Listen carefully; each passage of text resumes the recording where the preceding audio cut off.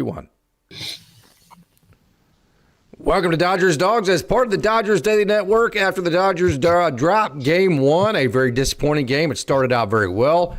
The Dodgers had Trey Savage on the ropes, coach, and man, so many times, especially with a young kid, if you let him off the ropes and you let him kind of regroup himself and get his nerves and his feet underneath him, you see what happened, and then the Blue Jays woke up. So a very disappointing game, coach. Yeah, if you don't get it, you have a chance. I wouldn't call it a knockout punch early. The Dodgers had a chance to kind of had it 2-0, but even before that, had a chance to, maybe 3-0, 4-0, even more of that deal. And that's a whole different deal for a young pitcher to try to overcome and try to deal with. But when it stayed, at 2-0, he didn't have a great start, but it gave them and his team, his teammates, a lot of hope of what could possibly happen. And we've seen the Blue Jays; they've been this way probably most of the season. They've certainly been this way in the playoffs. That they can explode on you. And they did that big time against the Dodgers.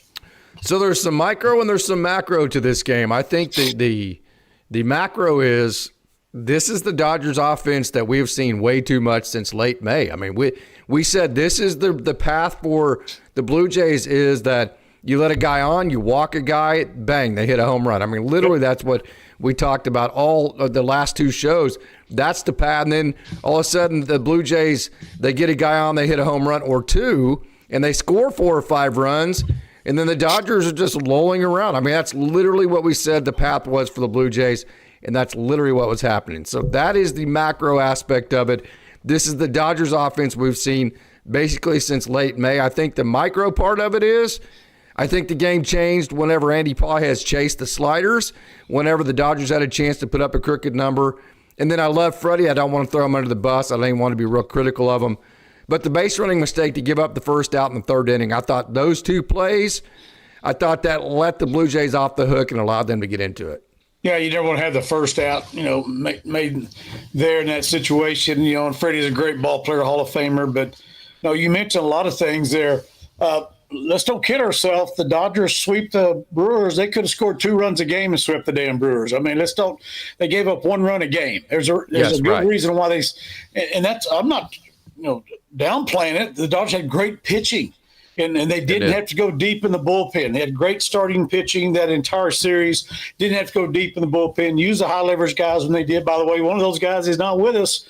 Prayers out to Alex Vesia and whatever he's going through right now. That's way more important than this damn baseball game. But, don't kid yourself. The offense wasn't doing that. Like you said, Case, late May, we saw it. They went from the number 1 offense in baseball and certainly the National League, dropped off a bunch from that time on. And it was a struggle all year. The Dodgers won the division. The starting pitching really came on the last 20-something games, probably of the regular season and into the playoffs. So they've been winning that way. Let's don't kid ourselves. If this thing's a slugfest, the Dodgers are fixing to get swept. That's how this is going to go down. If it's just a slugfest, if things don't change, we need to see the Dodgers, the starting.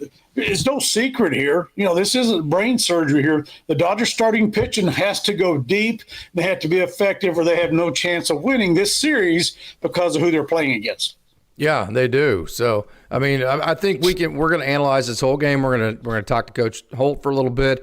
Then we're going to let him go to bed. Then we're going to bring in Austin and get his thoughts. But the bottom line is, I mean, if the Dodgers don't start hitting, the Blue Jays have enough pitching to beat the Dodgers. And then the Blue Jays, hey, this is exactly what they are, man. Blake Snell I know the narrative's going to be how he didn't have it this, he didn't have it that. Maybe there's some of that, but I'm going to say this point blank. I'm just going to give the Blue Jays credit because Blake Snell, if you look at what he does, he has overall for all of his pitches, he's right at about a 35% chase rate. And on his fastball, he's over 40%. He has 3 different pitches where he's over 30% in chase rate. The league average is around 24%. So for Blake Snell to be not successful, but certainly to be dominant like he has been, he has to get a lot of chase. And guess what the Blue Jays just simply don't do? They don't chase. I really felt like they forced him into a bad outing. I'm giving the Blue Jays credit. Well, we went to the series knowing this case. This isn't anything new. This is a team that doesn't chase. They're not going to, not saying they never chase, but they've already proven they're not going to chase a lot of pitches out of the zone here. So, you've probably been hearing the same thing. Ever since we signed all the guys last year for the damn season. The Dodgers are buying a championship, blah, blah. We know it's a struggle during the year as far as wasn't pretty a lot of times, especially the second half of the year. But, this is a good team. The Blue Jays are a good team. They proved that they had some moments where they just beat the hell out of the Yankees with their bats, basically, just brutalized them. Kind of did the same thing. Seattle wins 2 at Toronto, start the damn series, and they give up 2 at their place. This just shows you this team is a lot. And again, the teams who are in the World Series are grinders. The Dodgers have that ability. They may not. They're grinding. They have the grinding mindset. That's what they've had the last few years. That's why they won the World Series last year. And if they're going to win it this year, they're going to have the same damn thing. But we know they have that. Right now, the offense is just a struggle. Look at the Blue Jays, man, the bottom of the freaking order. I mean, that's what we talk about all the time. These guys, hell, I hadn't even heard of these dadgum guys. And they're coming off the bench, pinch hit home run, first one in World Series history, I think. Yeah. Pinch hit home run. So Barger can hit. He swings out of his ass. That's for sure. Yes, he does. And, that's what I mean. I agree with you, Case. Just give credit to our opponents. Here's what I know. They're on TV, and John Smoltz is a great, and of course we got Joe Davis there. He's one of us, and everybody's talking. It's almost if you listen to him, you can tell too that he does what Dodgers every night. He knows things that other people wouldn't. It's innate to him, yeah.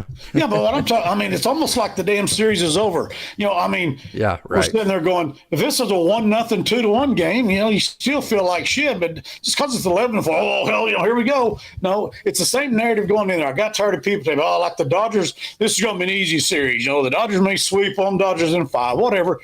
I tend to lean more towards 6 myself. I was kind of thinking the Dodgers go 6 because this is too good an offensive team with too many big-time players to sweep. And they're hot. And they're hot. I don't think you can sweep them. They're going to be hard to sweep because they can blow up on you anytime. Unfortunately for the Dodgers, it happened in game 1, but it did. This is a good team.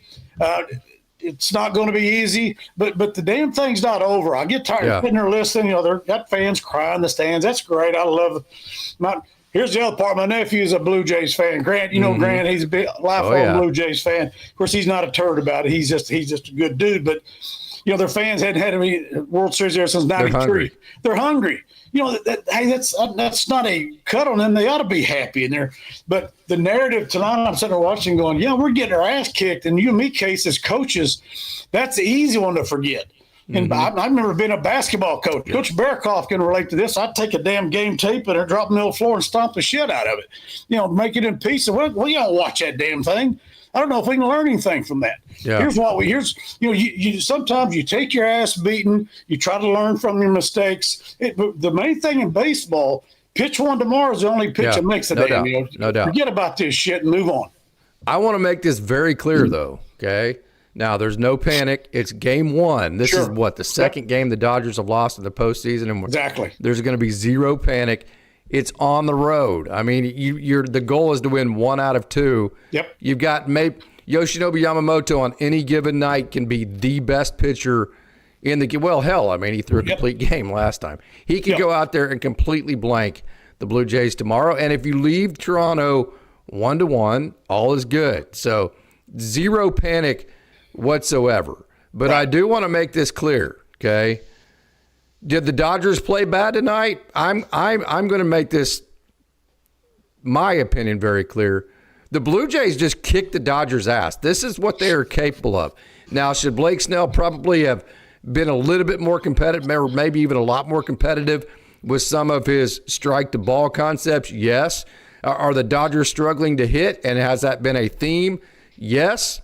But I'm just going to simply say the Toronto Blue Jays were the Toronto Blue Jays, okay? They don't swing at pitches out of the zone. And then not only do they not swing at pitches out of the zone, they are elite at bat to ball. And then not only are they elite at bat to ball, they also, at least especially in the postseason, they hit freaking home runs and they slug. This is not a fluke. So if you're a Dodgers fan, you're thinking, well, the Dodgers just played like shit. We just need to wake up and play. Yes, the Dodgers do need to wake up in terms of offense, but Let's not make a mistake. This is what the Toronto Blue Jays have been, and this is why they have been so good. They're a good, elite defensive team. Some people will tell you they're a very good defensive team. Here's the other part: their dudes are dudes now. I mean, what's Vlad hitting? What's Vlad Jr. hitting? Freaking 440 or some shit. Yeah, I mean, he's a dude all the time. He's their dude. You know. Of course, we can't stand George Springer for obvious reasons because of his Houston days. But I'll give the damn guy credit. He's been nails. I'll say that. He's been nails. What he does on the field, he's been freaking nails in the playoffs. So that's my deal. If you're going to do it, your dudes have to be dudes. You know, I mean, tonight they didn't really need their dudes to be dudes. The bottom of their order kicked our ass. You know, the pinch hitter kicked our ass. That's a couple of things. Yeah. Everybody kicks our ass, but Arnie Clement, yeah. But I think you know. Vlad was on base every freaking time he's up. I love that Kirk guy. Looks like a little Legion catcher there. Yeah. Short pants, a little squatty body, little beer gun on him. He's a scrappy son of a bitch, isn't he? That guy's old. He looks old school. He is old school. Yeah, he got a little pot belly. Probably likes to drink beer and eat fried chicken after the damn game. He ain't drinking out of a water hose. No, hell no. And play baseball. That's what that guy does. But he's on base the whole damn time. Vlad's on base. Yeah. Springer's on base. That's what I'm saying. Yeah, the bottom of the order did a lot of big-time damage. We can talk about it because they did. It's right there in front of us. First, pinch hit grand slam in World Series history. But their dudes are still their dudes. Those guys were getting on base. I mean, they're getting to me. I think Springer's on 3 times. That's what I'm saying. When you get to this level, everybody has dudes. Dodgers got dudes. They got dudes. Our dudes need to be dudes. Yeah. And I love a long 2-run homer, but not when we're down 11-2. I'm not real damn impressed. I love it. I love the guy. Greatest player to ever walk the face of the earth. Whatever. Hey, hit the son bitch when the bases are loaded instead of grounding out. And that's just the 2 times you had a chance to make a difference in the game. Yeah, that's just a fan coming out in me. Well, me too. He knows a little more about it than I do. Let me state some facts, and then let's talk about this. Let's have the hard conversation, okay? All right. Shohei Ohtani goes off in Game 4. He has the greatest game that anybody's ever seen with their own eyeballs. That series was already over, Coach. There was no pressure on Game 4, in my opinion. The Dodgers had already done all of the work to win that. I don't think anybody was worried about losing to the Brewers going into Game 4. So, yes, the greatest game we've ever seen was awesome. It's something that nobody else can do. It's amazing. It's one of the greatest things I've ever seen ever in the game of baseball. But would I put it in the category of clutch? I personally wouldn't. Okay, so Shohei Ohtani tonight has 2 chances to really just kind of break things open for the Dodgers tonight. Doesn't have great at-bats, and then all of a sudden the Dodgers get down by 9 runs, he hits a home run. So is Shohei Ohtani, at least at this point, maybe analyze the rest of his career, but is it more about garbage buckets for him at this time? Well, I mean, I'm trying to think Or is lightning going to strike me for saying that? No, I'm trying to think back. Was it 220, 230 last year in the playoffs? I mean, we win the World Series. Well, and then it's a whole entire time with the Angels. I mean, they didn't make the playoffs, right? Well, he never got there. But, I mean, with the Dodgers last year, win the World Series, I don't know that he was the main factor in that. He's there. His presence means something. We already know that. They're going to try to avoid him. They're going to pitch to other people to try to avoid his ass and throw stuff out. I get all that stuff. But I'm just saying, Reggie Jackson was Reggie freaking Jackson in October. I'm not asking if he's great. I'm asking if he's actually elite, if he's actually clutch. Is he the guy you want to play whenever you need to bust the game open? Well, and we also know he hasn't been in the playoffs the last 2 years. I'll just say that. He's the greatest player to walk the face. Because I'm a Dodger fan, I'm talking about the Dodgers. And that's all. It's the only playoff history he's had. I think we're going to see. I think the jury's out. I think to this point he has not been. Right. I think the next 3 or 4 games now, if the Dodgers are losing in a series, and they haven't needed Ohtani yet, so it hasn't come to that surface, right? So now that they really need him because they're losing in a series, and now we're actually kind of going, hey, man, if we don't get our shit together, we're not going to win this series, right? Yep. Now I think this is the time to where Ohtani has a chance to say, you know what, put all that shit to bed. I'm getting ready to take this over, and this is why you paid me this much. Well, that and many different other reasons. Right. But I think this is a great opportunity for Ohtani to stop that narrative, because I think personally right now that is a fair narrative to have. And I feel that way, but I'm a Dodger fan. I just like you and all the Dodger dogs here, man. We live and breathe. We bleed Dodger blue. We got all that. I'm just sitting there. last year and this year, it hasn't been the deciding factor. So as of today, in the playoffs, clutch, unquote, coming through in the big moments, hasn't done that yet. Yes, 3 home runs. Everybody's like, you're a freaking idiot in Oklahoma down there, hillbilly coach. Hit 3 4 home runs the last 2 games. What the hell we talk about? Yeah, 4 home runs the last 2 games. Blah blah blah. Okay, yeah, that game. I mean, how many runs we scored that game? He had 3. Was it 6? I mean, we didn't score. I mean, that's what I'm saying. He had 3 home runs. We don't score 6 damn runs. So that wasn't his fault. But my point was, I just don't think Game 4 had a lot of pressure on it, though. No. I just don't think that game had a ton. I mean, it had pressure because it's in the playoffs. I just felt I just felt like the series was already over at that point, if that makes sense. I'm probably overstating it. Well, go back, same old thing, Case. Hell, we scored 2 runs a game. We sweep them anyway. It doesn't take a rocket science to figure that shit out. He gave up 1 run a game. So, it is what it is. Now, he's amazing. Everything indicates he's a great guy. The team loves him. I think the opponents love his ass and whatever. But, as Dodger fans, I need to, I want him to be the guy. Yes. And like you said, Case, all this shit's out the window. It's kind of like John Elway couldn't win the big one. Then he won 2 in a row. Now he's what the hell? I think let's have 4 or 5 games where he goes off, and I've never questioned that narrative goes to bed. I say he tell me to shut the F up, right? He slides it up right here. But that's the nature of being a $700 million man. That's not Casey and Tony. We don't make $700 million. We're just good old boys here in Oklahoma that love baseball and coaching and love the Dodgers. But to sit back there, you're looking at it.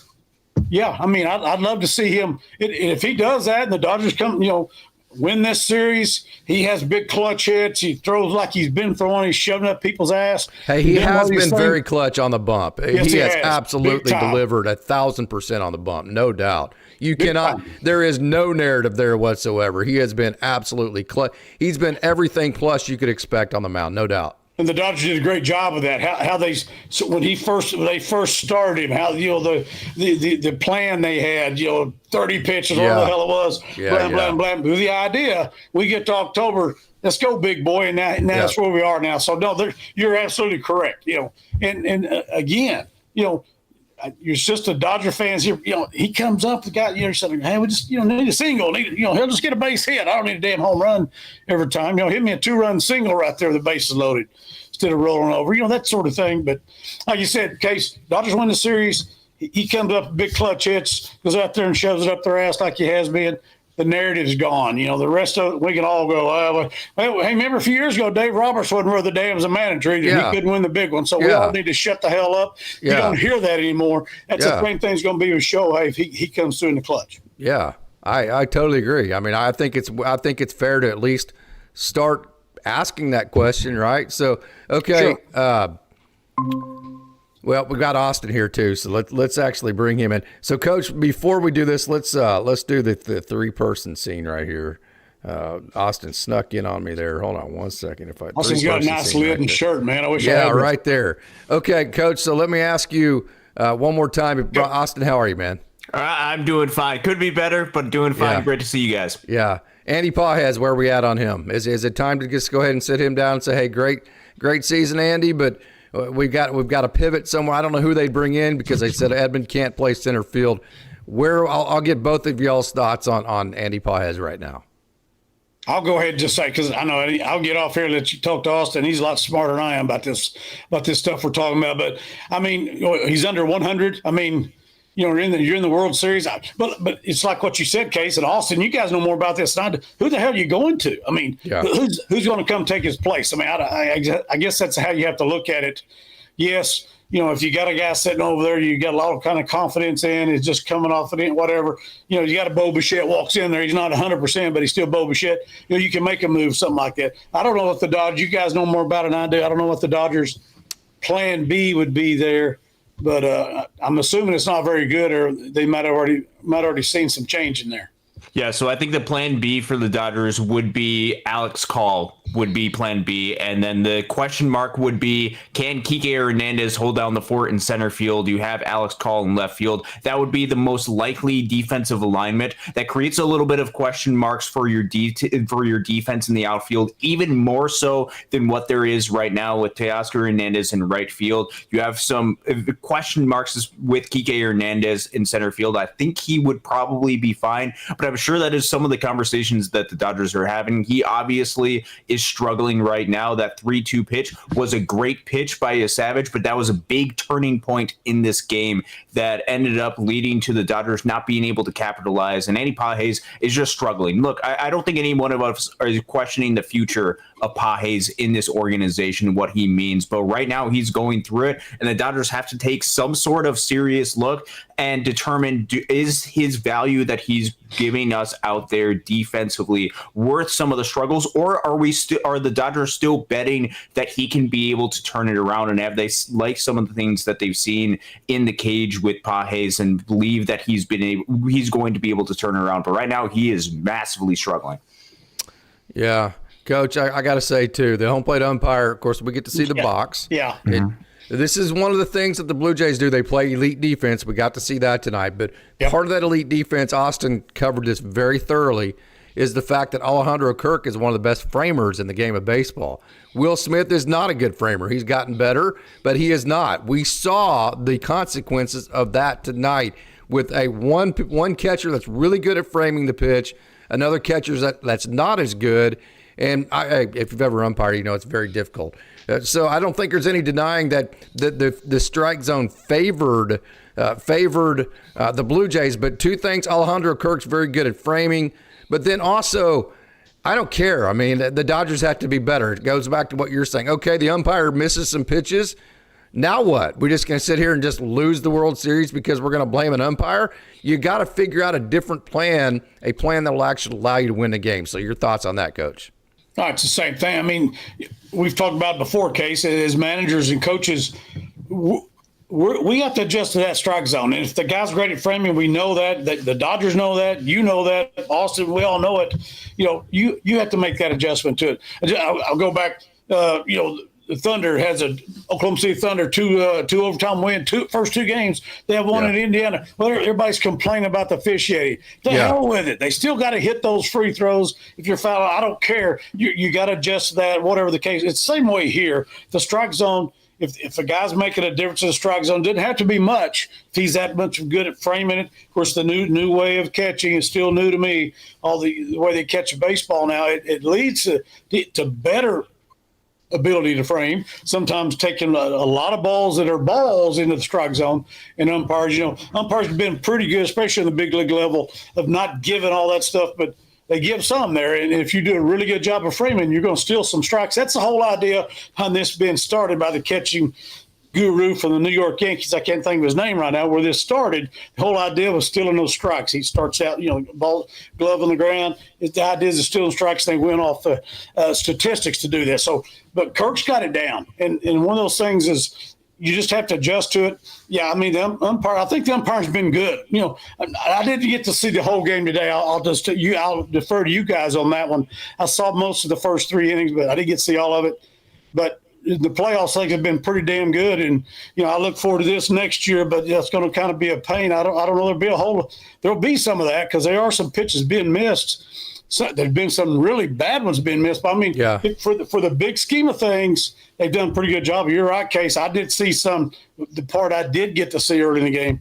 Yeah, he did a real good job of framing, and they were giving him that call mainly on the bottom of the strike zone a lot. Yeah, the bottom. That's what killed the Dodgers, the bottom of the zone. Yep. Yeah. It was the bottom of the zone, and there was a statement early by Kirks, perhaps something that was completely missed in the grand scope of the game, but it was a 2-1 pitch to Mookie Betts during the second at-bat of the game. That's 2-1 slider that was outside the zone. Yep. Kirk framed that perfectly. That completely changes the count from a 3-1 count to a 2-2 and then the strike three to Ohtani. And the strike three to Ohtani as well. There's a lot of good defense that the Blue Jays were able to be on display today. And Alejandro Kirk behind the plate is a perfect encapsulation of what makes this Blue Jays team so good. They do a lot of those little things right. They make a lot of contact. They're able to play really good fundamental defense, and their pitchers are still really talented. Trey Savage, even though he did not have it tonight, still was able to fight around and be able to get through. The Dodgers handed him that, man. The Dodgers handed him that. The Paez is bad, and Freddie Freeman. Yeah, and Freddie Freeman running into an out. They handed him that on a silver, my opinion. Yes, I'm not disagreeing with that, but you still have to give at least some credit for him to be able to get through some of that, fight through that, and then Mason Flew-Hardy to be able to come in and be able to dominate Shohei Ohtani. Absolutely destroyed him. That's going to be the matchup going forward, because now I believe Shohei is 0 for 3 with 3 strikeouts against him. Yeah, it does. Trust me, it starts getting in your head. Hey, Coach, do you have any final thoughts here before we let you go? Just like I said, Case, I know you and Austin look forward to hearing what you guys have to say about you're way on top of the statistical part of it, the analytics part of it, and just knowing what the hell's going on about it. Let's look forward to hearing you guys. But I'll go back to what I said. People are acting like the damn series. Oh, first of all, people are acting like the Dodgers are going to roll through it. That pissed me off. I told somebody that's always pissed me off. I was more nervous because everybody's telling me how the Dodgers will sweep them. It's a bunch of crap. That's a good team. Now the Dodgers have just got thumped the first game, like I said. But this series is a long way from being over. The Dodgers are still the world champions till somebody beats their ass.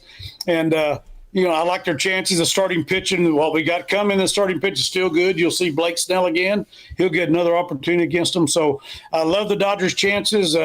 It's only game one. Only pitch that makes a damn is pitch one tomorrow. So look forward to the first pitch tomorrow. Look forward to the Dodgers game and the World Series game tomorrow. And it's a great day to be a Dodger, even when we get beat like that. So you know what? It's the first one to 4. Hell, they've got 1. So let's go from there. Let's go from there. Coach, thanks, man. Thank you. See you, Austin. See you, Case. All right, see you.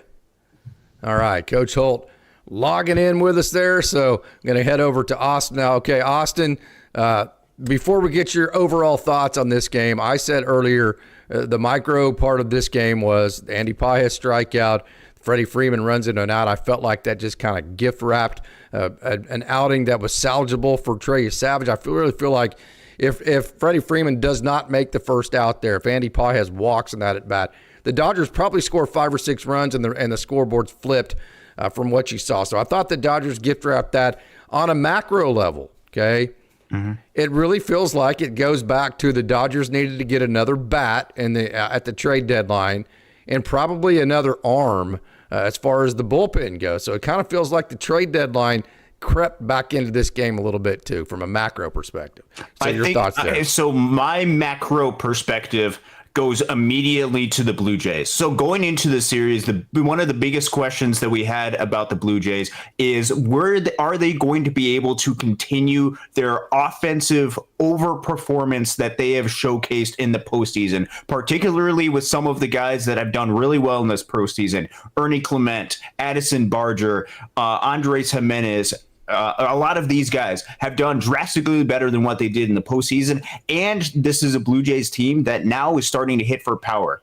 They made a statement in this series that the postseason performance that they are continuing that postseason performance, which is a scary proposition for the Dodgers. And they also made an incredible statement that their profile of a team is dead on. They are a team that is going to make contact. They are a team that's going to everything you went over this week that you said they are. You saw every bit of it tonight, and that's why That's why I say they beat the Dodgers. They absolutely beat the Dodgers. I think this has more to do with the Toronto Blue Jays and giving them credit for what they were able to do as a team, because they had a game plan, and it can be a little bit tricky when you have a team that is a little bit more aggressive, that's going to make more contact. But what they did particularly well with Blake Snell is they were just able to fight off and foul off pitches until they were able to get ones that they were able to get in play and get base hits off of. They did that incredibly well as a team. Only 4 strikeouts for the Dodgers pitching staff tonight, which is not a recipe for success if you are the Dodgers. Blue Jays, as an offensive unit, showcase their best ability. The balance between not striking out and hitting for power was on full display, which the big question mark was, were the Blue Jays going to be able to hit for power in the postseason? Round 1, they hit for power, and they won this game handily. They did. I tell you what, the Fluharty and then, boy, Sir Anthony Dominguez, he was super, super impressive. And then it was so cool because Braden Fisher, well, not cool because the Dodgers were losing, but you got to understand, I can get past that because I love these guys that I cover. And matter of fact, I talked to Norman, his dad, today. I've communicated with Braden's dad. It's just so cool. Last time I saw Braden pitch with my own eyes, he was pitching in Double-A Tulsa. Okay. Yeah. And so the next time I see him, it was cool because he struck out Andy Pages, and I was like, dude, man, the last time I saw Braden Fisher pitch with my own eyes, him and Andy Pages were teammates in Tulsa, right? That was a weird experience. And then I'm like, Braden Fisher's pitching to Shohei Ohtani. Wow. I mean, that was a wow factor. In the World Series. Yeah, in the World Series. That was a wow factor for me. Yeah. I hated it for his sake that he gave up the home run there to Ohtani. But that's an experience that he will, even though he gave up the home run, he will treasure that experience. I promise you on that. But I say that to say, man, Fluharty and Dominguez not only was explosive, that dude was painting the corner too. So another kind of round to where, yeah, batted back maybe by Ohtani or whoever it may have been, but those guys came out and forced the Dodgers into not good at bats. I felt like those two were very impressive. You want to talk about macro? Sir Anthony Dominguez was available at the trade deadline for teams to be able to target. And Sir Anthony Dominguez, look, he deals with a lot of struggle with his command, a 14% walk percentage on the season. But when he is in the zone, he can be absolutely electric and dominant. 2 strikeouts in his inning in the third tonight. Mason Fluharty obviously has starting to build a reputation of having success against Shohei Ohtani. And he's somebody that gets a lot of whiff on his pitches too. The exact same thing that we talked about going into the series. The Toronto Blue Jays as a bullpen can get a lot of swing and miss, which means that especially if they have a lead and especially if they are throwing strikes, they're going to get some swing and miss against the Dodgers team that does have a little bit of swing and miss in certain aspects, certain pockets of their lineup. They were able to take advantage of that tonight. Sir Anthony Dominguez was good. Mason Fluharty was good. They're not 2 of their highest leverage arms, but they can utilize them in more leverage type situations. I anticipate them to be seen quite a bit throughout the series. And this was the biggest thing. This game just got away from the Dodgers during that 6th inning to the point where they did not have to utilize some of their other high leverage arms. They did not have to utilize Louis Varland. They did not have to use Jeff Hoffman in this game, which means this is one game where the Dodgers don't get looks at them, which is scary. No bueno all the way around for the Dodgers.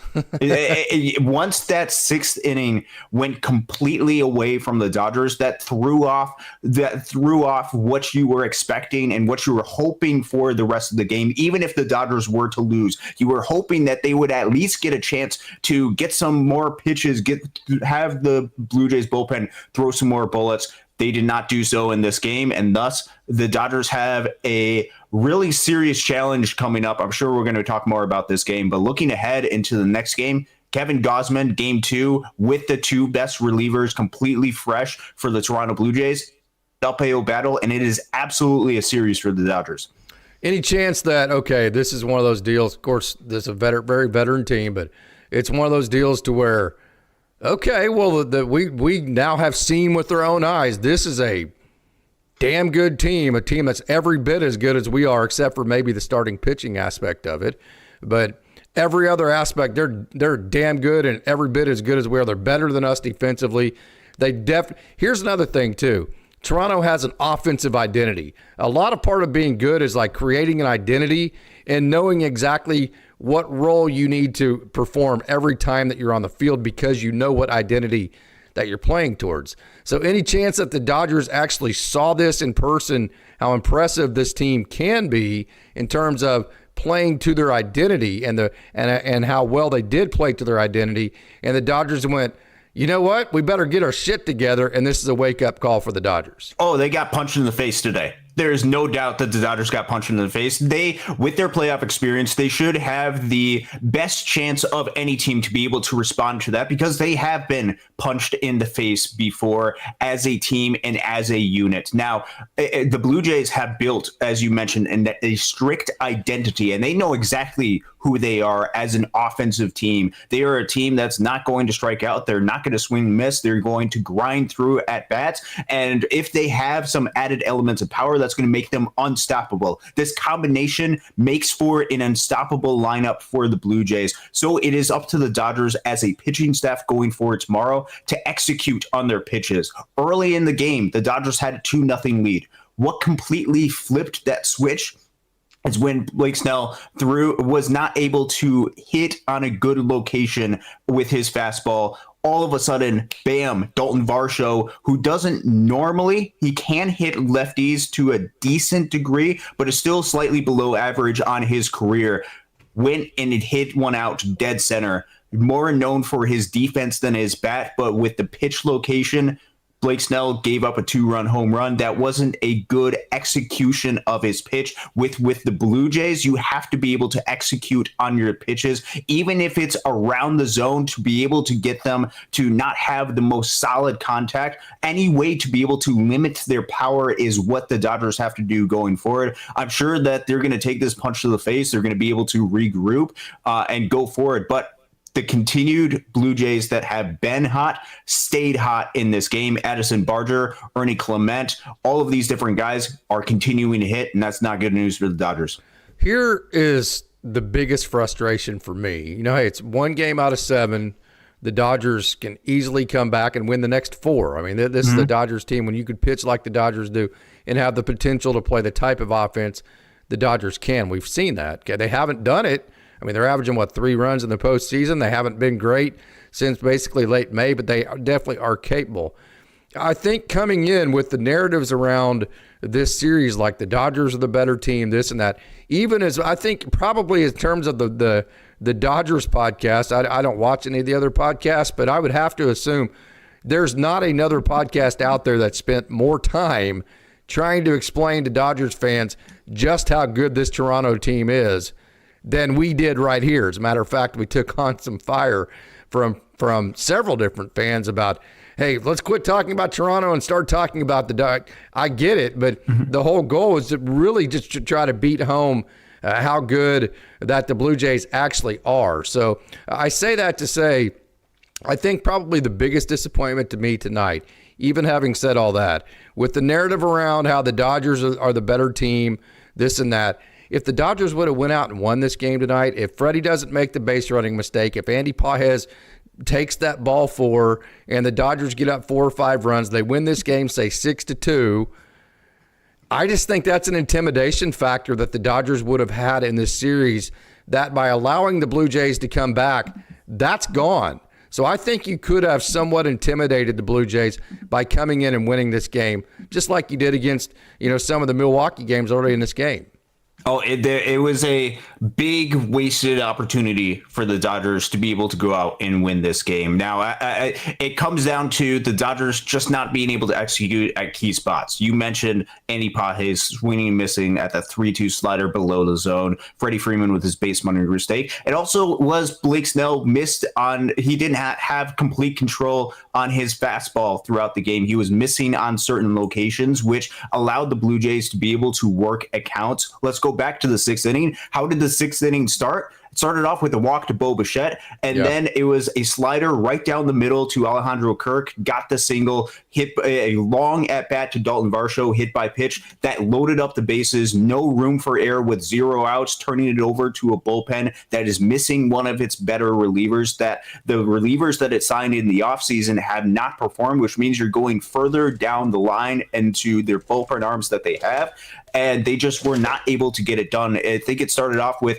just not being being able to execute. And perhaps this could be a little bit of a rust for the time off that the Dodgers have. And we talking about pitching or offense? I'm talking about both pitching and offense. And it is no denying, and we talked about this going into the series, the historical trends. They keep mentioning it on the broadcast about when a team sweeps the series and the other team goes 7 in their league championship series. But even if you broad scale that out and just look at the teams that sweep in the league championship series, it is very noticeable that those teams tend to historically struggle, and not just struggle in the actual results, but particularly struggle on offense. And what we didn't talk about with that struggle, what we didn't talk about with that struggle is some of the rust that could be had with some of the pitching as well, and particularly with the relief pitching. Many of these guys have not pitched in a long time. Emmett Sheehan has not pitched since the division series.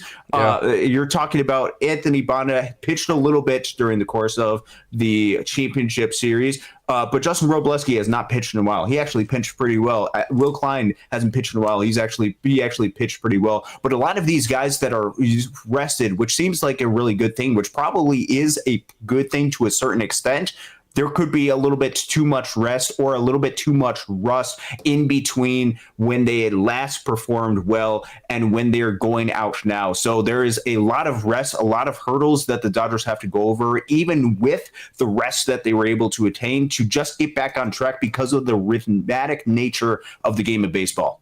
Not to mention Emmett Sheehan spent a lot of this time this season on the IL. So, I mean, he came into the stretch of the season not really having pitched a whole lot. And, hey, I mean, Emmett, he had another game where he gave up 3 spot. I believe it was that in the Milwaukee series, or was that I think that was the Milwaukee series. I think that was the Cincinnati Reds series where he struggles. Okay. So he's had his moments where he hasn't been great. And that's, whenever you haven't pitched and since the NLDS, I'm not going to make any excuses. Emmett wouldn't make excuses. I don't want to make excuses for him.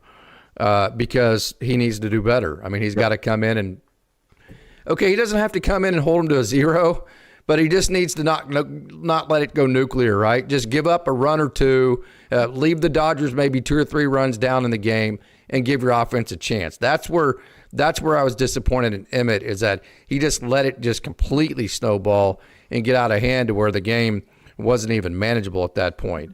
But I will say, when you haven't pitched as much as he hasn't pitched this year, and then you didn't pitch in the NLDS against the Brewers, to come in with the bases loaded and nobody out, that's a pretty damn difficult ask. But before we get on Dave for that, here's going to be my question: who the hell else would you bring in?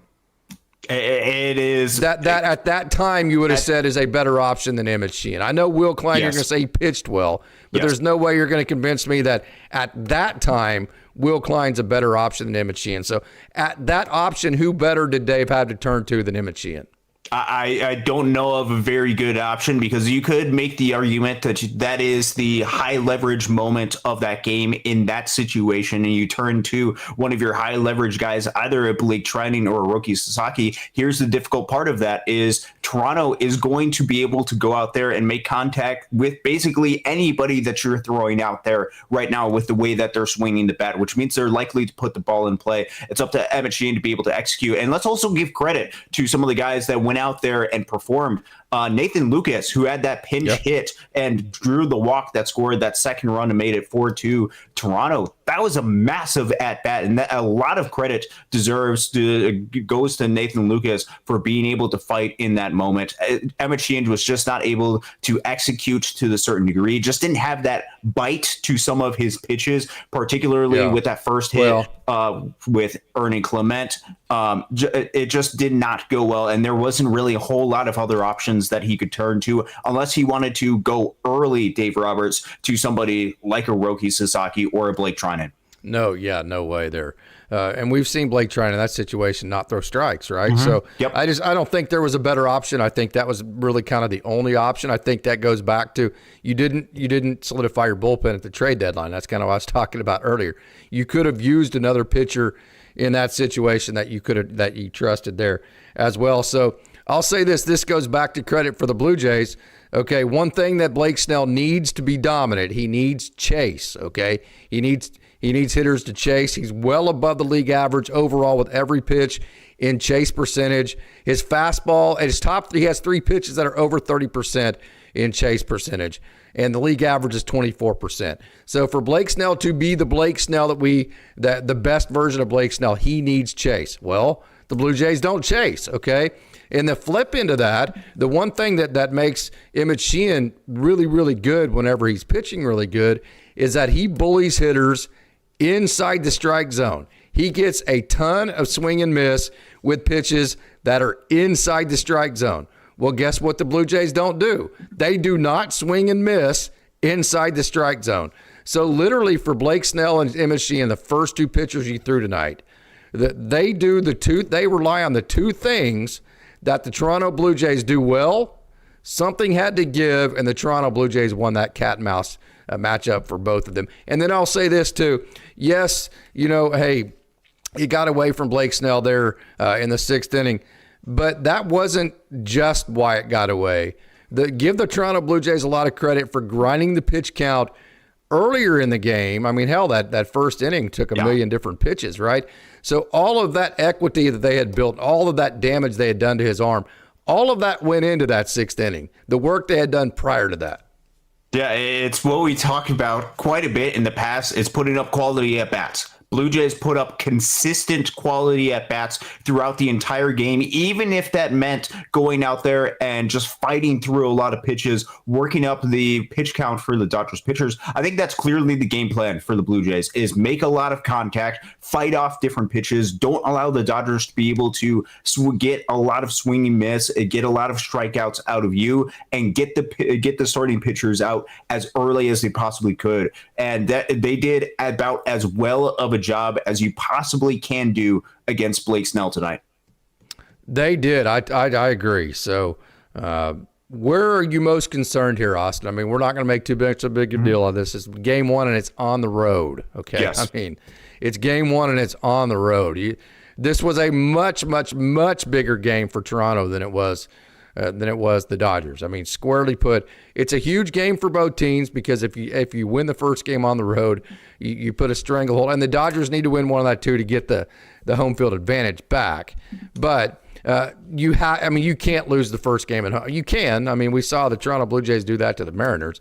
But again, I'm going to say this again. I think some people were deceived by the Blue Jays because they lost the first 2 games to the Mariners, but that was because they had such a hard series against the Yankees, and their pitching wasn't set up until game 3. I'm going to say it again. From the time that the Blue Jays had their pitching set up like they've had and like they have in this series, they actually won 3 out of 4 games or 4 out of 5 games from the Mariners after that point. So I think we're a little bit deceived by the fact those first 2 games of the Mariners series weren't pretty for them, but that's because their pitching wasn't set up. Yes, and I think a lot of people saw the most recent stretch of Dodgers baseball and just how good the Dodgers looked for a long period, even stretching back into the end of the regular season. It was a long stretch where the Dodgers only lost 1 game. Now, as you mentioned, it is so important to know this is just 1 game. This series is far from over. And I know I've had you as Coach Holt the whole time because we had him first. Sorry, man. I just flipped over. I know. This series is far from over. And the Dodgers have an opportunity going forward, and their starting pitching is still going to give them as much of an opportunity to go out and succeed going forward. The question remains is how are they going to be able to limit the contact quality of the Blue Jays? If their identity... How do you get them out? They're so good with 2 strikes. And that's going to be the key thing is you have to execute on a pristine basis. You have to be able to get them. And I know we talked about them not chasing a whole lot, but there is going to be a little bit of aggressiveness and a little bit of chase with stuff just off the zone. But the thing that they're going to have to try to figure out how they're going to be able to do is get them to roll over some of those pitches, to be able to get more ground balls, to be able to get some more weak contact. And then as an offensive unit on the offensive side of the ball, that's taking advantage of opportunities when opportunities present itself. They were not able to do that. They were a little bit rusty at times as an offensive unit, which can be expected going forward, which puts all the pressure on the pitching staff to go out and be perfect. And tonight, Blake Snell was not perfect. No, he was not perfect, but I'll say this. one of the big weapons of the Dodgers pitchers, their arsenal is so good that they get ahead in the count, right? We saw this against Milwaukee. And then once they get you down 2 strikes, it's over because, I mean, they're just devastating. So a large part of the dominance from the Dodgers pitching is they strike your ass out once they get you to 2 strikes, right? Mm-hmm. I mean, they try to avoid an ambush and strike 1 or strike 2. Then they try to get you with 2 strikes. And then they just bury your ass with some type of splitter or some type of nasty curveball or a fastball up in the zone.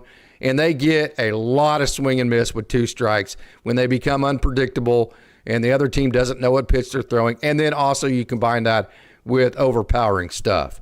So it's a little bit kryptonic for the Dodgers that, hey, yeah, we rushed to 2 strikes. Now what? Because the Blue Jays, they don't give a shit that they have 2 strikes on them. They're not only they're not going to strike out. Did you see how deep Alejandro Kirk let that ball that he hit the right field get?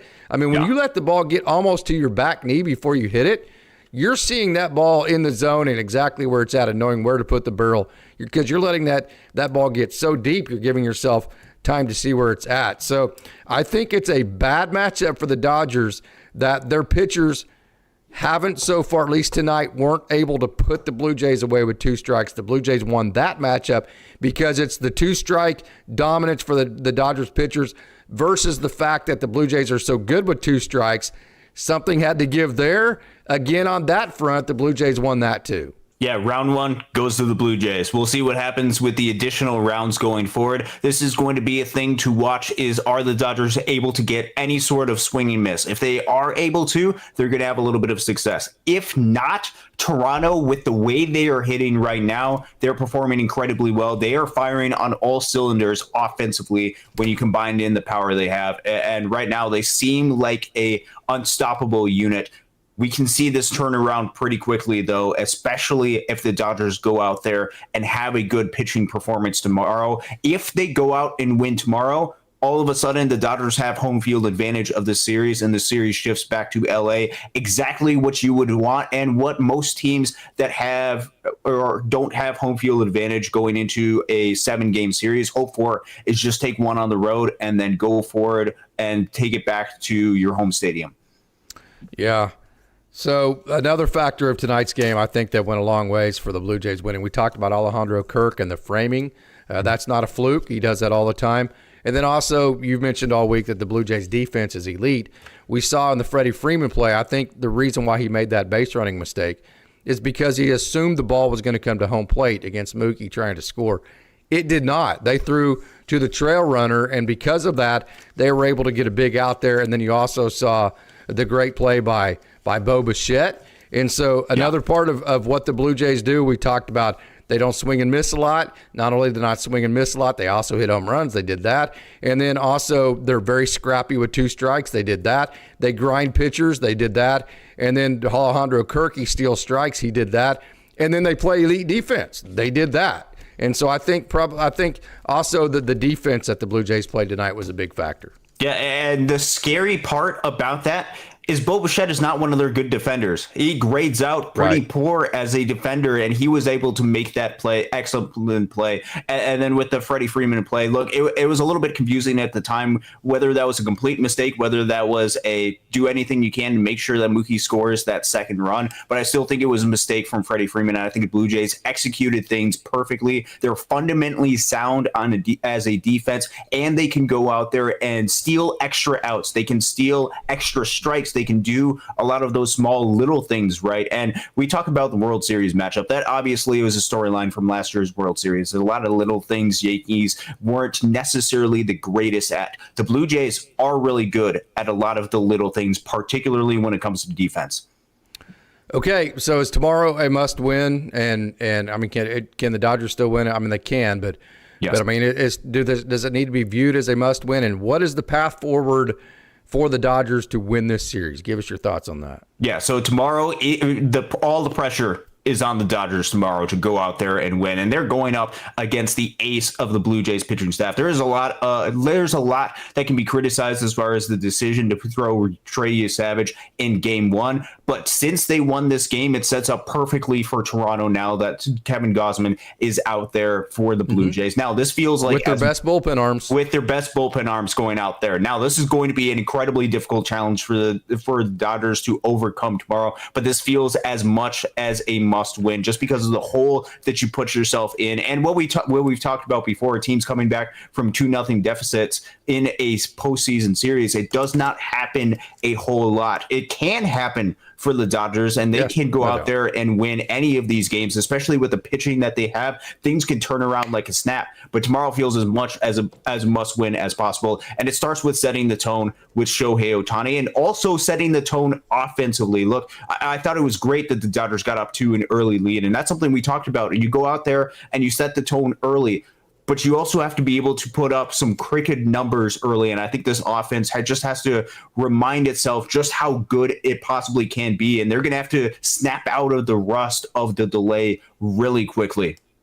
I think I said this earlier this week that whenever things are set up so perfectly, like it seemed like it was for the Dodgers in the World Series, that's when I worry the most. It's just like, I think the example I used was, whenever you're looking, if you're trying to bet like on a football game, right? And you go, damn, that line, I mean, that line doesn't look right. I mean, that looks like 15 to 16 points off, right? Well, it probably is. It's a trap, right? And so whenever things are set up, it's like, this just feels like a trap because it just feels like this is just set up too well. That's when I'm worried the most. So I say that to say that to bring up a point on the opposite side of that is, for some reason, I'm the most relaxed with this Dodgers team when the shit is hitting the fan. Whenever you kind of go, well, hell, this looks like a pretty daunting task, right? Well, things aren't going well. Well, I'm about to count this team. It just seems like whenever this team is in that situation to where it doesn't feel like everything is stacked for you, it feels like everything's stacked against you.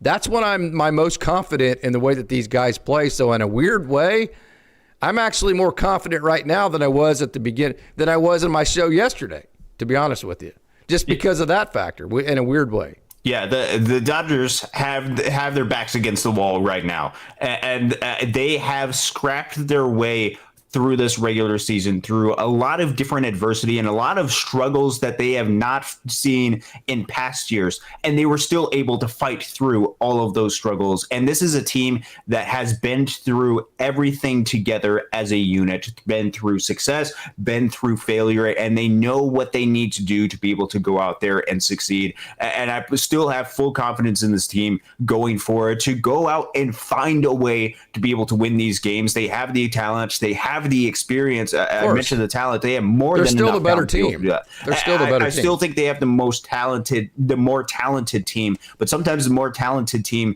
doesn't always win these games, which especially going into the series was so important to be able to remember, especially if you have a team that has a clear identity that the Blue Jays have and they're firing on all cylinders. So it's up to the Dodgers to be able to find ways, use their experience to be able to dig in and be able to buck those trends. And that is the key, because the way the Blue Jays are trending right now with the postseason numbers, with the way that they're hitting, they're trending way up.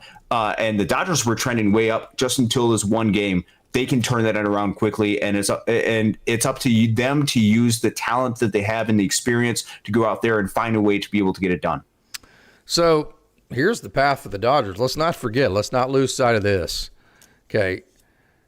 In the rest of these 6 games, you're going to have Yoshinobu Yamamoto, Tyler Glasnow, Shohei Ohtani, Blake Snell, and Yoshinobu Yamamoto starting, okay? Yep. For the Blue Jays, they're going to have Kevin Gausman, Shane Bieber, Max Scherzer, and then another round of Trey Savage, who wasn't impressive tonight. The Dodgers let him off. I'm sorry. Give him credit. The Dodgers took away the splitter like we said they were going to do. They took away the high fastball like we said they were going to do. We had Savage nailed. And he was able to pivot to the slider and be good enough with the slider to survive because the Dodgers gift wrapped that for him. Having said that, but the Dodgers still, I know you like Gausman and all that, but the Dodgers still have a better pitcher going tomorrow night. Because here's the deal. Here's the difference, okay?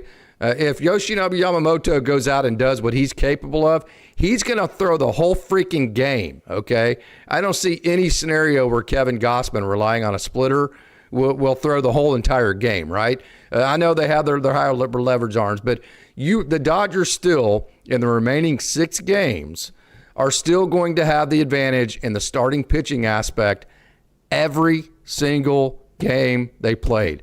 So it's important to remember, yes, you did lose game 1, but it's on the road, but the Dodgers are still going to be favored in every game that is played from here on out in the series. Doesn't mean they're going to win, but they still are going to be favored, in my opinion, in every game.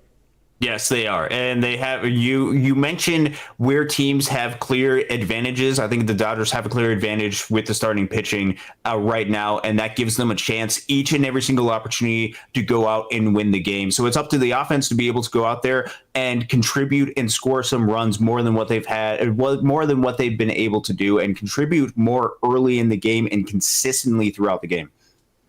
One thing the Dodgers have to do, and they've kind of come in and out of this, they go through streaks to where they're scoring more 2-out runs than any other team. And sometimes it's at the same time where they're scoring more 2-out runs than any other team in baseball by far. But then they're also the worst team with hitting with runners in scoring position. So the Dodgers kind of come in and out of this. I will say this, the margins are more slim. They should be. You're in the World Series. You're playing the second best team in baseball probably, right? I mean, that's at least that's the way it should be on paper. I know there's a lot of fans that would argue maybe the Phillies are better or whatever, but that doesn't matter. What I'm saying is whoever you play in the World Series, they're going to be damn good, and the Blue Jays are damn good. So I think one thing the Dodgers have to do is that whenever they have chances to score early in the game, they can't leave meat on the bone. They can't just score 2 runs when they've drawn 3 walks and they have 4 hits in 2 innings. They have to put up a 3 or 4 spot or even a 5 spot in those innings where they have chances to score. I think if the Dodgers continue to squander opportunities, especially early, it's going to be hard. So I think one big focus and one thing to look for, can the Dodgers actually take advantage of their scoring opportunities like they've done so far in the postseason for the most part, especially early in games? Crooked numbers make a big difference in the game, which is why you've seen over the past decade or so teams start to chase more of that power, chase more of the walks, try to find different ways to be able to put crooked numbers and just take advantage of opportunities. That's really the key. Take advantage of the opportunities when the opportunities arise. And it can't just be in one run spurts. It has to be in multiple run spurts that you're able to generate runs, especially when you're able to build momentum. Because when the Blue Jays were able to escape that jam, when they had the bases loaded, Andy Pages struck out, then Shohei Ohtani grounded out, that was a big momentum shift for the Blue Jays into settling down into this game and knowing that they still had a chance to go out there and a very real chance to get back into that game. And the Dodgers were not able to run away with this game early. They were not able to score multiple runs and make a statement and be the first team to punch the Blue Jays in the mouth. They kept the Blue Jays alive, and ultimately it was the Blue Jays to punch the Dodgers in the mouth tonight. What is the reluctance to put Robleski in the trust tree? What's the reluctance here? I mean, I know Anthony Bond has been good, but Robo has a different edge to him. He has different stuff. I mean, every pitcher gives up runs from time to time. And maybe I'm too biased because he's an OSU boy, and we're actually like friends apart from just, like when I see him, like it's a, hey, what's up, man? And it's different than like I'm a reporter, he's a player. He's an OSU boy. They're different. So maybe I'm too biased, but what is the reluctance to putting him into the trust tree? I don't know what the reluctance specifically with him is. I know with Anthony Banda, he coming into this game has been absolutely dominant against lefties. It did not work out that way tonight against Addison Barger, who just launched one off of which is what he does. Yes, which he has been really hot during this postseason. So I totally get why Anthony Banda came into that moment specifically to go up against Addison Barger. But the reluctance with some of these younger guys to utilize them in these big moments, especially when they've had a lot of success, I don't necessarily know what the hesitancy is for that, besides their lack of experience in this big moment, because I think that's the main thing that seems to be Where it's the issue is the only exception. How do you of ever that get might be experience if they never put you in there, though, right? I mean, and that's the dilemma, is they don't gain experience if they're not put in these situations, and I think that's the dilemma. like what's Bank Experience getting out of this year? He had a lot of big league experience. Yeah. He had no postseason experience whatsoever. And even with this Robleski experience, it's mop-up duty in a postseason blowout game that he is getting, which is not the best use of playoff experience for him to be able to gain a reputation into the postseason. The only exception to this that you could point to is Roki Sasaki, but even he pitched in a big moment during the World Baseball Classic. So you could say that even he had some experience. They're not seeming to rely on some of their younger guys to be in some of these big moments, which I don't get for a guy like Robleski. I almost sort of get for Jack Dreyer, only because I think innings limits, I think, are playing a big role as far as why we're not seeing Jack Dreyer. And he's like 92, 93. I can get that, where they don't think that's going to play up in a big. I get all that, although he does get a lot of swing and miss. But Robleski, man, his stuff is good. Again, maybe I'm too biased there. And it could be slightly too biased, but the results speak for himself. And Robo's been pitching really well this season. Jack Dreyer's been pitching really, really well. Some of the young guys have pitched really well, and so you would think that they might utilize them in the big moments. Perhaps they think the moment is too big, but if they're never utilized in the big moments, then they'll never be ready to pitch in those big moments, which is perhaps a flaw in the system that the Dodgers have. Yeah. So, okay, your statistician brain. Okay, Dodgers going to win the series. I'm still holding out hope. It's if you're talking about what's winning your confidence the series, level here? Confidence level, it's right in the middle, about a 5. I'm wavering a little bit with what I've seen from the Blue Jays and how they looked as a team. So you're 50-50 at this point. The prediction of power added to this lineup, the continued power for the Blue Jays going into the World Series, is a very troubling trend. Yeah. And hey, if Yamamoto hangs a couple curveballs, he could give up some home runs tomorrow, and hopefully there's not a walk in front of it, that kind of deal. I still think the Dodgers they're fine. They got starting pitching. It's one game on the road. The Blue Jays played the Blue Jays game and they won. Give them credit. Wash it, throw it in the trash can.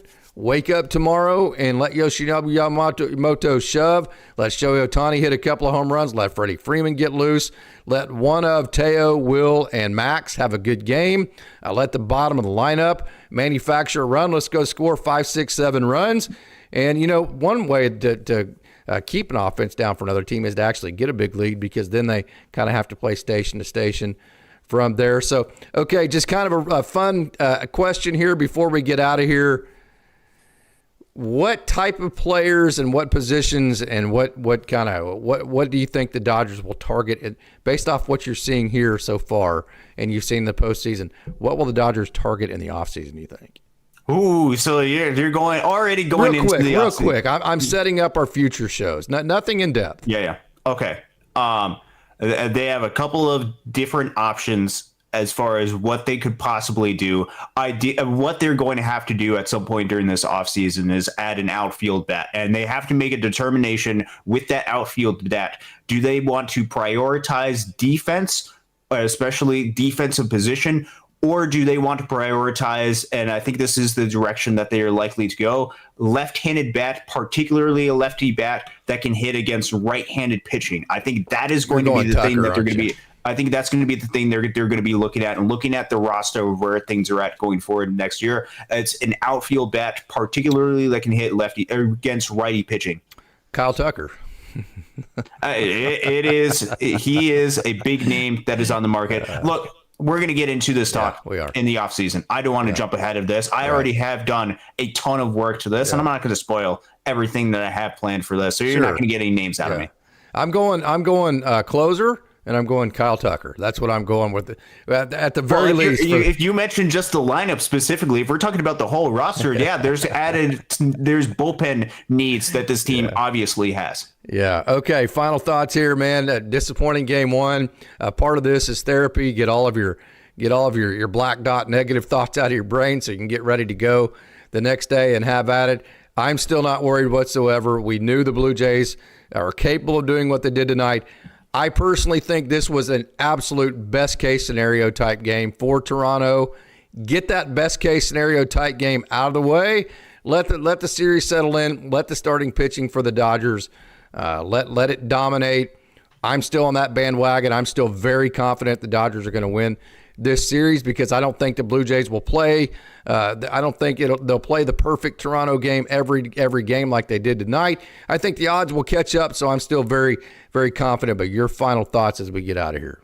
Welcome to the World Series. This is the World Series, and this is the battles that teams typically see in the World Series. Obviously, it was a disappointing game. Tonight sucked if you're a Dodgers fan, and it did not go the way that the Dodgers were looking for. However, it just takes one. If you win the game tomorrow, you put all the pressure back on a Toronto team that does not have that postseason experience, that does not have all of the guys that have been in the playoffs a ton, that can struggle against a pitching staff that has shown that it can be dominant. And you send this series back to Los Angeles where the Dodgers fans are going to be loud. They're going to be raucous. If the Dodgers are able to play to their capabilities tomorrow and take that game in Toronto, the series sets up perfectly well for the Dodgers going forward, in which case you have an opportunity to either win the series in Los Angeles by taking all three, or at the very least take 2 out of 3 and make it to where you only have to win 1 in Toronto coming back. The series still is firmly within the grasp of the Dodgers. One game does not change the overall full series, and there is a lot of Surely games. You didn't think the Dodgers were going to sweep, right? I mean, no, right. I was not calling for the Dodgers. I think if anybody thought that, was a little bit unrealistic. I think there's a lot of people who were probably overconfident based on what they had seen for the Dodgers going into, or perhaps underestimated just how good the Toronto Blue Jays are. The Blue Jays are an incredibly good team. They know what their identity is. It's up to the Dodgers pitching to find a way to be able to buck their identity, and up for the Dodgers offense to do more than what it has been doing, which they are totally capable. And some of the guys that have been struggling are some of their better hitters. So it's up for their better hitters to go out there and perform. It's up for Mookie Betts, for Freddie Freeman, for Shohei Ohtani, for Max Muncy, Teoscar Hernandez, playoff staples in the playoff staples to go out there and have some success. They got to be dudes. They got to go out there and perform. Comment of the night comes from V-Track. V-Track is very confident in the Dodgers' abilities. Probably the most confident poster that I've seen. Quote of the night from V-Track is that blowouts are easier to bounce back from. I can guarantee you that from all of my playing days, from all of my coaching and managerial days. When it's 7-0 in the 6th inning, you're already over it. Or 9-0, whatever, you're down 9, right? You're over it already. I'm just telling you, man, whenever the other team walks you off in the bottom of the 9th inning and you felt like you had the game won the whole time and you felt like you gave the game away, this or that, that's tough, man. I mean, like, you go to bed that night and you're still not over it. Then you wake up the next morning and it's like you got to have 3 shots of coffee to get up. So V-Track is 1,000% correct. Blowouts are much easier to bounce back from, and they also are absolutely zero indication of actually who the better team is. It's just an indication of some situations that happened, and one went one team's way, one went the other. So I totally agree with that blowouts are easier to bounce back from. So I think that's the comment of the day. And so it's going to be very exciting to see how the Dodgers respond. And then one last question from you, from a statistician. So right now, the odds, I think, would probably be right somewhere around 50-50 with Toronto winning game 1 at home. But if the Dodgers win tomorrow and leave Toronto tied 1-1, what would you say the odds are of the Dodgers winning the series after that? Okay, so this is my very precise, just off the top of my head calculation. So right now I still lean Dodgers. I think it's more a 52-55 Dodgers, still leaning because of their postseason experience in the starting pitching. If the Dodgers were to win the game tomorrow, I think that shifts to more of a 60-65% Dodgers win the series. So win tomorrow, and you're probably still a 60-65% favorite. That's on paper. You don't play it on paper, but I will say this. I trust everything about the Dodgers. I've said this all week, Austin. You We have the receipts. Just go back to our shows. I've said this all week, and I think it's obvious. I trust everything about this Dodgers team except the offense. The offense has just had periods to where it has just sucked, and you're like, why does this offense suck? And you're like, I can't figure it out. This offense has just shown that it can go into lulls that you just simply can't explain. So I will say this on the worry side of things, okay? I don't trust this offense. This offense could stay dormant, and the Dodgers could go away and go into the offseason with a whimper very, very, very easily, because we've seen that from this offense since basically late May in long periods of time. I don't trust this offense. I still believe in the guys that are part of this offense, and I think they have the experience to be able to wake up. We'll see if it happens during a short stretch of time, but I still am fully confident in the offense and their capabilities. Who's playing center field if Austin Brubaker's making out the lineup tomorrow? And Andy Pages is your boy. Keep in mind, he's been your boy since 2021. Yes, he is. I'm still putting him in out there. I don't know. This goes back to the Emmett Sheehan deal. Like, okay, I get it that Emmett Sheehan didn't throw in the NLDS. I get it he hadn't thrown in a while. I get it he didn't throw a whole lot this year. I get it even on top of that, he doesn't have a whole lot of experience. I get it it's probably not a great matchup because whenever you throw the ball in the zone, Toronto hits it and hits it hard.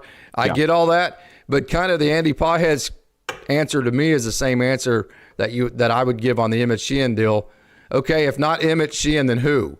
If not Andy Pages, Tommy Edman, they've already said can't play outfield. So if Tommy Edman can't play the outfield, then the question would be, okay, great. I understand that Andy Pages has not been good.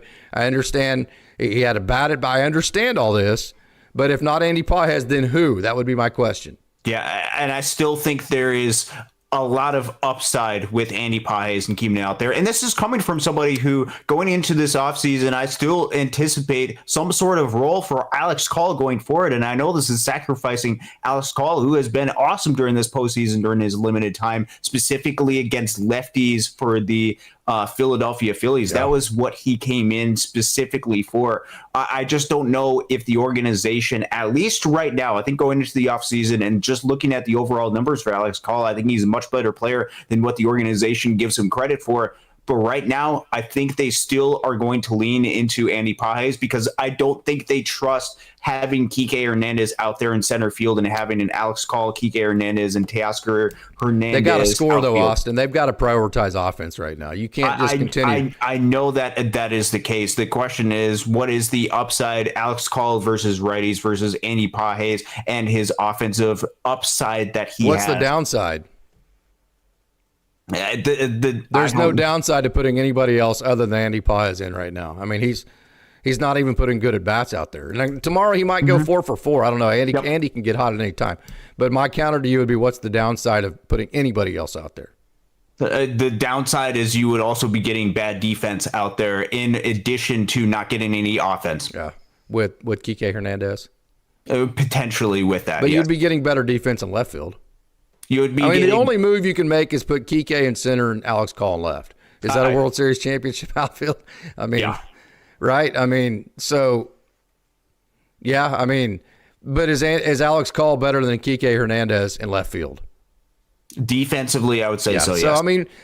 There's a little bit of 6 one way, half dozen the other, right? I mean, you're losing some in center, gaining some in left field.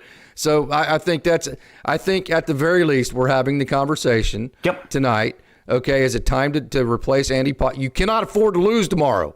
Tomorrow has to be, okay, this is game 7. Who do we put out there? Who do we trust? Okay, and so I think tomorrow has to be managed. I think the lineup needs to be put together like this is a must-win game 7 type situation. And so I think personally right now you have to prioritize offense, even if it's just a jump start. So if I were the manager, Kike Hernandez would be in center and Alex Call would be in left field. Totally fair, and I totally get that argument, and I would be content with going either way.